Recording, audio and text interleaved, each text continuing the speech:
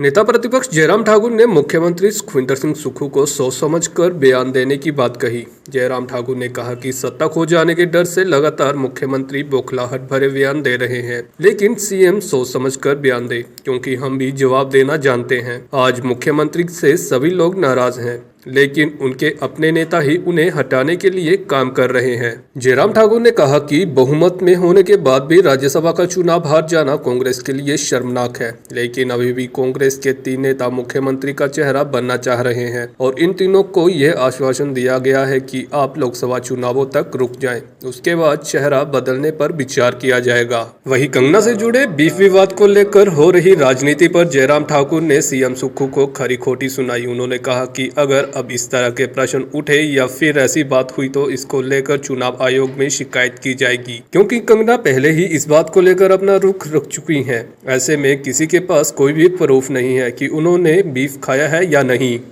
सुखविंदर सिंह सुक्खू जी की मनस्थिति को इस वक्त समझने की आवश्यकता है और स्वाभाविक रूप से जब इस प्रकार की परिस्थिति होती है, जब सत्ता हाथ से निकल रही है, ये दिख रहा होता है, तो उनका विचलित होना स्वाभाविक है। इसलिए मैं बहुत ज़्यादा टिप्पणी उनके व्यक्तिगत इस पर नहीं कर रहा हूँ, लेकिन मैं इतने में जरूर कहना चाहता हूँ, आखिर वजह क्या रही कि हिमाचल प्रदेश में 15 महीने में ही सरकार तार हो गई, बिखर गई।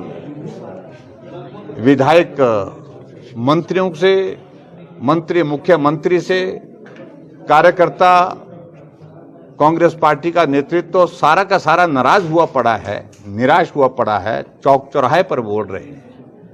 इसलिए हम उनको कह रहे हैं, मेहरबानी करके जो हालात वर्तमान जो बने हैं उसके लिए हमें दोष मत दीजिए। आपकी कार्यप्रणाली जो रही है हिमाचल प्रदेश में, आपको उस पर चिंतन करना चाहिए, कमी कहां छूटी है। आपकी कांग्रेस पार्टी की अध्यक्षा प्रेस कॉन्फ्रेंस करके कहती है कि कार्यकर्ताओं के काम नहीं हुए, लोगों के काम नहीं हुए, विधायकों की बात सुनी नहीं जाती है, ऐसे में चुनाव लड़ने की परिस्थिति नहीं रही है, मैं चुनाव नहीं लड़ूंगी। ये हमने कहा क्या?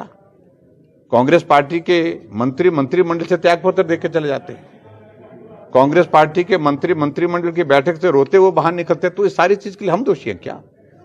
और आखिरकार कांग्रेस पार्टी के विधायक भारतीय जनता पार्टी के राज्यसभा के लिए कैंडिडेट की वोटिंग में समर्थन कर डालते हैं, कौन है उसमें दोषी?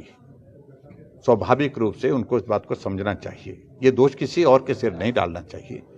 कांग्रेस पार्टी का नेतृत्व और कांग्रेस पार्टी की जो कमेटी यहां पर हिमाचल प्रदेश में उस घटनाक्रम के बाद आई थी, उन्होंने एक ही बात कही है कि मुख्यमंत्री असफल हुए हैं यहां पर सारी चीजों को मैनेज करने के लिए। ऐसे में ये लाजमी है जो है वो जो हिमाचल प्रदेश में नए नाम पर विचार करना चाहिए।